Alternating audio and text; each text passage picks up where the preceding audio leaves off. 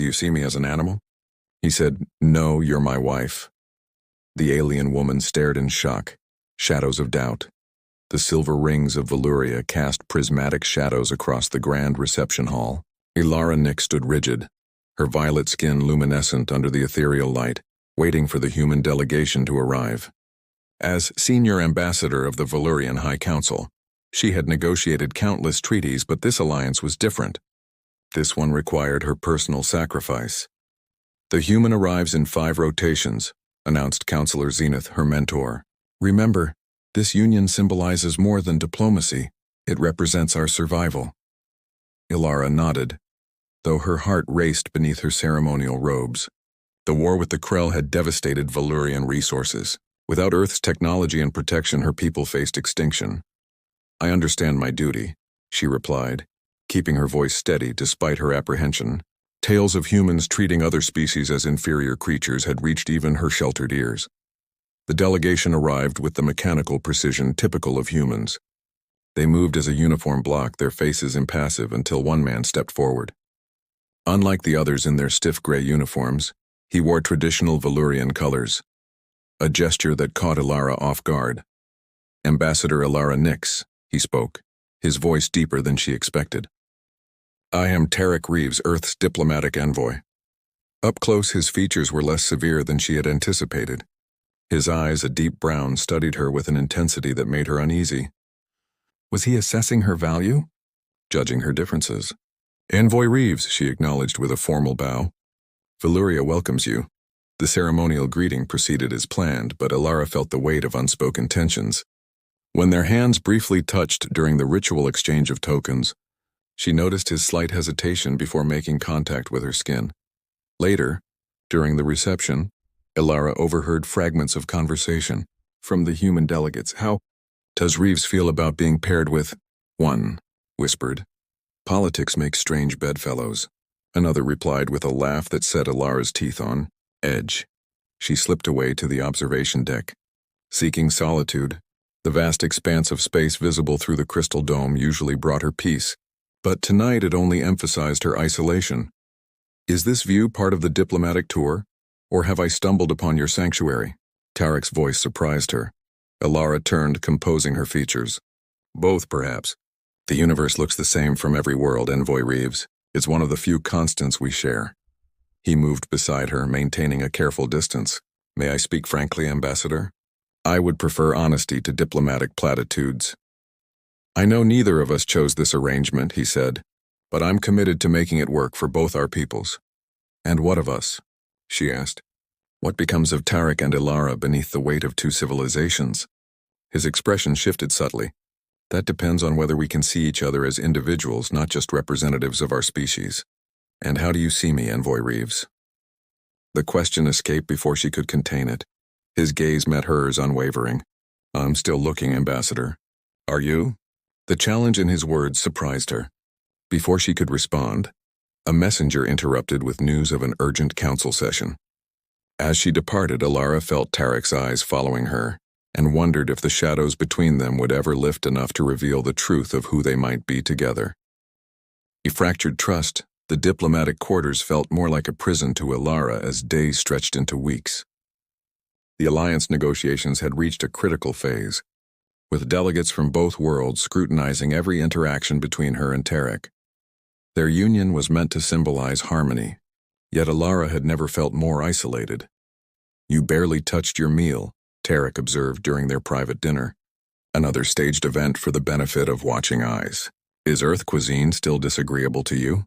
"The food is fine," she replied, setting down her utensils. "It's the performance I find distasteful."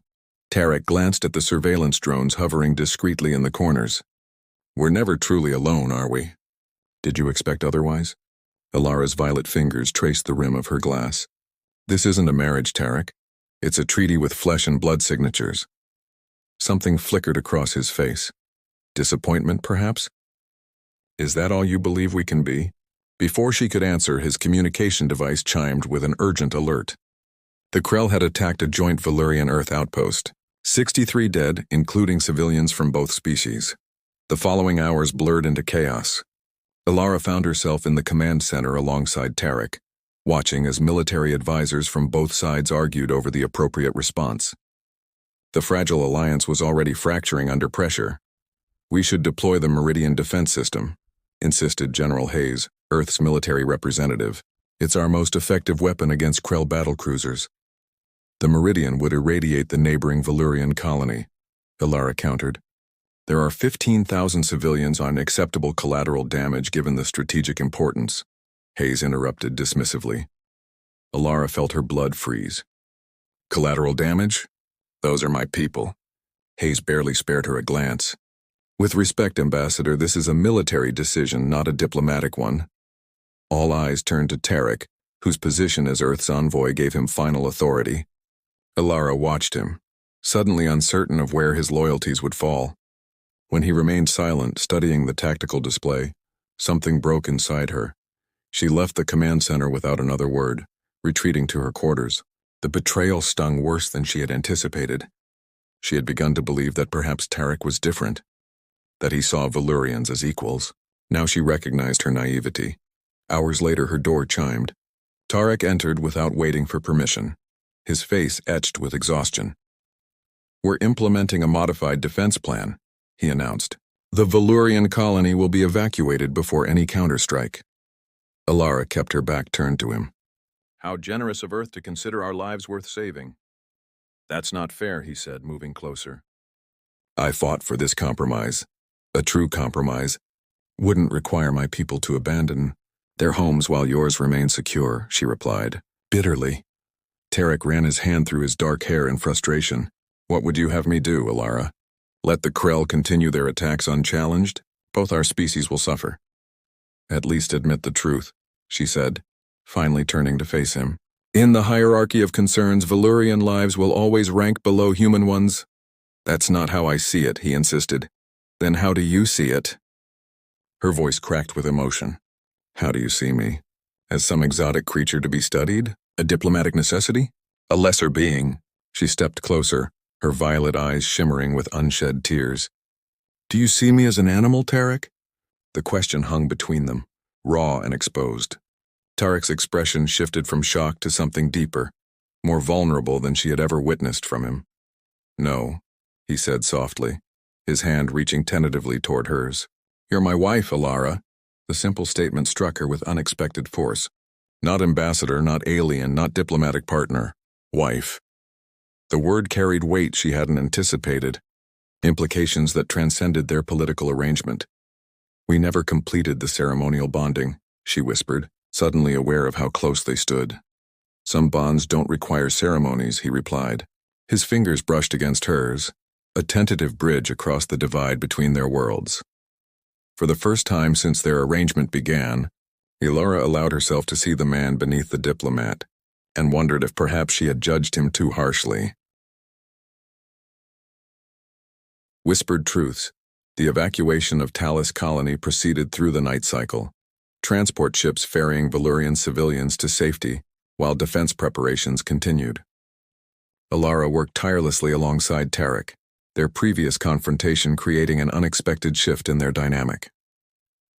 "The last transport will depart in 30 minutes, Tarek reported, joining her at the observation window overlooking the docking bays.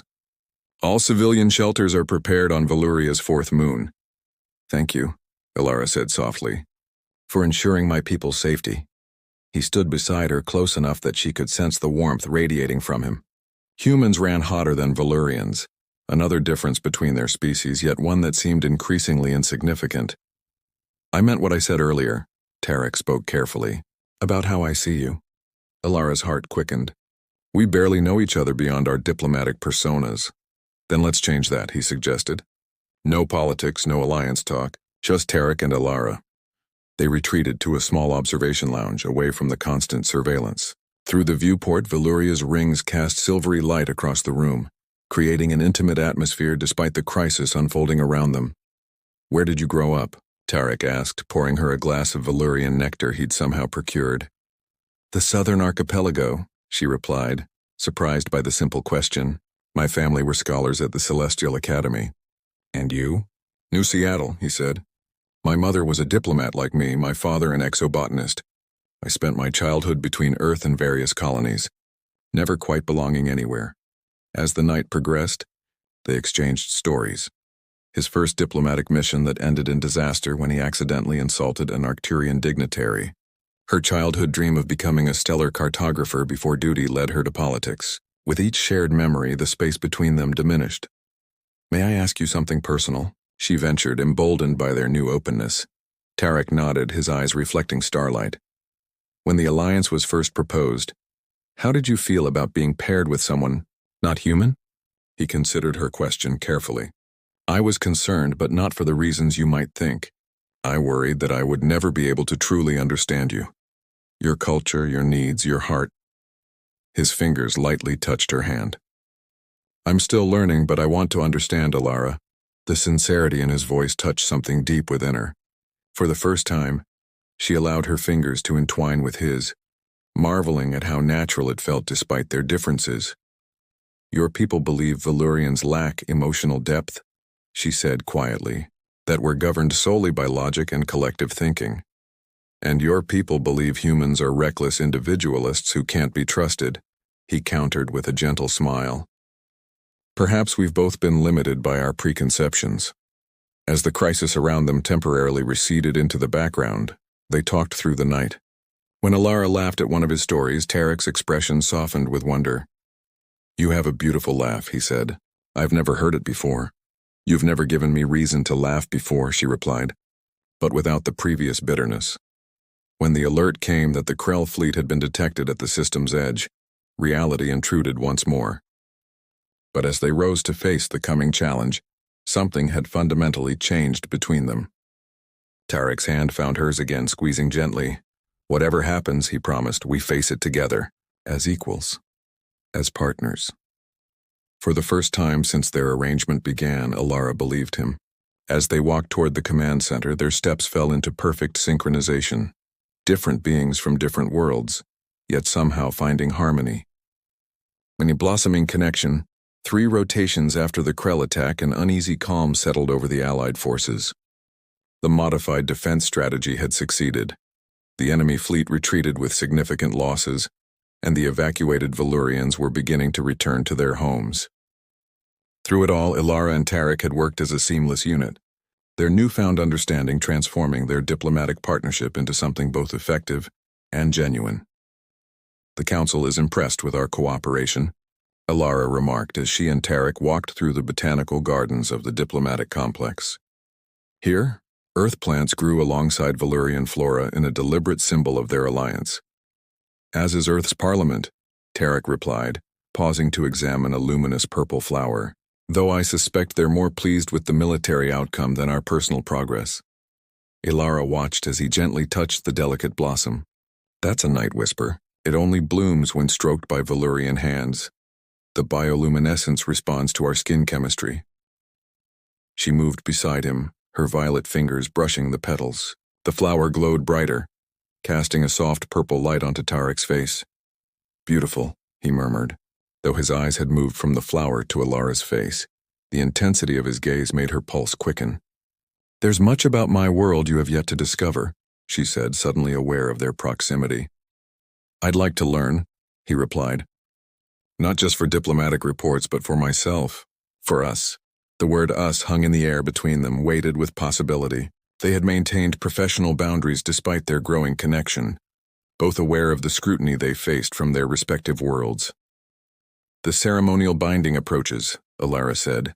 "According to the Alliance Treaty, they would formally complete their union during the Festival of Twin Moons, just 7 days away. Are you prepared for what it entails?" Tarek's expression grew serious.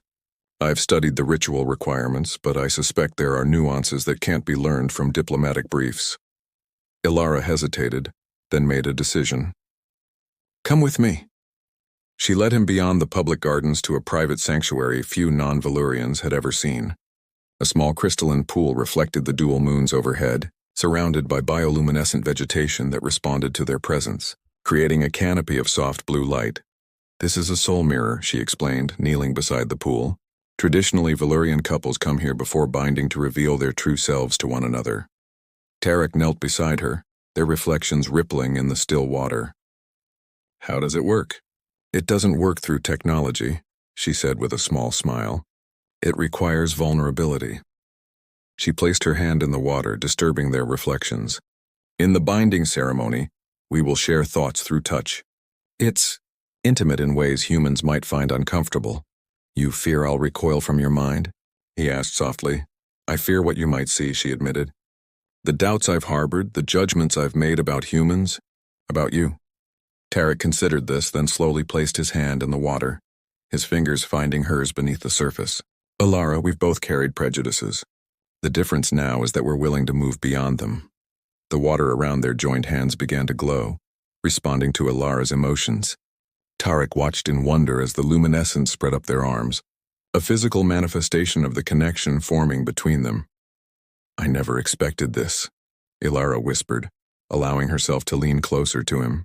When they told me I would be bound to a human, I prepared for a lifetime of careful diplomacy, not this. And what is this? Tarek asked, his free hand tentatively reaching to trace the patterns that adorned her temple. Instead of answering with words, Alara closed the distance between them. Their lips met hesitantly at first, then with growing certainty. The kiss deepened as Tarek's arms encircled her, drawing her against him. The differences in their physiology, her cooler skin, his warmer touch, created an exquisite contrast that heightened every sensation. When they finally broke apart, breathless, the entire garden had responded to Alara's emotions, bathing them in waves of pulsing light. I believe that's one diplomatic language we both understand perfectly, Tarek murmured against her hair. Alara laughed softly, allowing herself to remain in his embrace. There will be consequences. Many in the council still view our union as purely symbolic. Let them, Tarek said with newfound determination. What's happening between us is real, Alara. And perhaps that's exactly what both our worlds need, proof that genuine connection is possible. They remained by the soul mirror until dawn broke over Valuria's rings, talking, touching, discovering each other beyond politics and duty. When they finally returned to the diplomatic quarters walking hand in hand, they knew that whatever ceremony awaited them, their true binding had already begun. United Horizons. The Festival of Twin Moons transformed the Valurian capital into a spectacle of light and celebration. Streets floated with illuminated spheres, buildings draped in shimmering fabrics that caught and amplified the moon's glow. At the center of this radiance stood the celestial temple, where the binding ceremony would take place. Alara stood in her preparation chamber, attendants adjusting the ceremonial robes that flowed around her like liquid starlight. The violet hue of her skin contrasted with the pearl and silver garments, symbols of unity and new beginnings. The human delegation has arrived, announced Counselor Zenith, entering the chamber, including some who seem concerned about the extent of your connection with Envoy Reeves. Alara met her mentor's gaze steadily. You mean they've realized it's no longer just a political arrangement? There are whispers, Zenith confirmed. General Hayes has expressed reservations about the depth of consciousness sharing in the binding ritual. He suggests a modified version, something more symbolic and less revealing. The ritual stands as tradition dictates, Alara stated firmly. Tarek and I have discussed it fully. Have you considered the consequences? Zenith's voice softened. Once bound in the Valurian way, the connection cannot be undone. If the alliance falters politically, then Tarek and I will remain connected regardless, Alara finished. That is a risk we're prepared to accept. Meanwhile, in another chamber, Tarek faced similar opposition from his Earth colleagues. This goes beyond diplomatic requirements, Hayes argued, pacing the room while Tarek stood calmly before a mirror, adjusting the Valurian-styled formal attire he had chosen to wear. Mind-melding with an alien species? Parliament authorized a political union, not whatever this has become. With respect, General, Tarek replied. My personal relationship with Ambassador Nix strengthens our political position, not weakens it. Your personal relationship compromises your objectivity, Hayes countered. There are already concerns that you're advocating Valurian interests over Earth's. Tarek turned to face the General directly. I'm advocating for balanced interests that benefit both worlds. Isn't that the point of an alliance? Before Hayes could respond, Earth's Prime Minister entered the chamber. It's time, Envoy Reeves. The ceremony awaits. The celestial temple's main hall stood divided, Earth representatives on one side, Valurians on the other, with a central aisle between them. When Tarek entered from the western archway, a murmur rippled through the crowd. He had chosen to wear not only Valurian ceremonial attire, but also the traditional markings of a Valurian consort, painted across his brow and cheekbones in iridescent pigment. From the eastern archway appeared Alara, radiant in her ceremonial robes. Their eyes met across the distance, and for a moment, it seemed as if no one else existed in the vast hall. They approached the central altar where the high priestess waited. Behind her rose the binding crystal, a massive formation that had recorded every significant union in Valurian history for millennia. "Today we witness the joining of worlds," the priestess announced, her voice echoing through the chamber. "A bond of flesh and spirit, politics and heart." The ritual began traditionally, the exchange of tokens, the recitation of promises. But when the time came for the consciousness sharing, tension filled the air. This was the moment many human delegates had objected to, fearing what such intimate mental connection might mean. "Join hands and minds," the priestess instructed, "and let your true selves be known to each other." Tarek took Alara's hands without hesitation. The binding crystal began to glow as the priestess placed a ceremonial diadem upon each of their heads, neural amplifiers that would facilitate the sharing. "Are you certain?" Alara whispered, giving him one final chance to retreat. "More certain than I've been about anything," he replied. The connection began slowly, tendrils of thought and feeling reaching across the space between their minds. Then, like a dam breaking, the full force of consciousness flowed between them.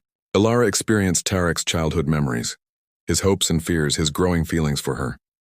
Tarek witnessed her life on Valuria, felt her early distrust of humans transform into respect and then affection. The binding crystal pulsed with unprecedented brilliance, responding to the depth of their connection. Gasps rose from the assembled dignitaries as the crystal's light extended outward, enveloping not just the couple, but washing over the entire assembly. When the light finally receded, Tarek and Alara stood transformed. Not physically, but in the way they moved together, perfectly synchronized, as if they had always been two parts of one whole. "What we have witnessed," the priestess declared, "is not merely a political union, but a true binding of souls. The crystal recognizes and records this bond as one of the deepest in our history." The formal ceremony concluded, but its effects reverberated through both societies. In the celebration that followed, something remarkable occurred. Valurians and humans began to mingle freely, curiosity overcoming caution, inspired by the genuine connection they had witnessed. Later that night, as Alara and Tarek stood on the balcony of their new shared quarters, overlooking the continuing festivities, he drew her close. "Can you still feel it?" he asked. "The connection?" "Always," she replied, touching her temple where the neural pathways had permanently altered to accommodate their bond. "Your thoughts aren't as clear without the amplifiers, but your presence remains." "Good," he said, his lips brushing her forehead. "Because I have many thoughts about you I'd like you to be aware of." She laughed, leaning into his embrace. "I believe those particular thoughts came through quite clearly during the ceremony." The priestess was rather scandalized. His smile faded into seriousness. "We've changed more than ourselves today. Alara, look at them." Below in the central plaza, humans and Valurians continued to celebrate together, barriers falling with every shared drink and conversation. "One union won't erase centuries of prejudice," she cautioned. "No," Tarek agreed, "but it's a beginning. Our beginning." As the twin moons reached their zenith, casting their joined light over the celebration, Alara and Tarek sealed their new future with a kiss. No longer ambassador and envoy, no longer alien and human, but simply two beings who had found in each other something that transcended all differences. In the days that followed, they would face resistance from traditionalists on both sides. They would need to navigate complex political waters while honoring their personal connection. But with minds linked and hearts aligned, they stood ready to forge a path that neither of their worlds had imagined possible. A future where us and them slowly gave way to simply we.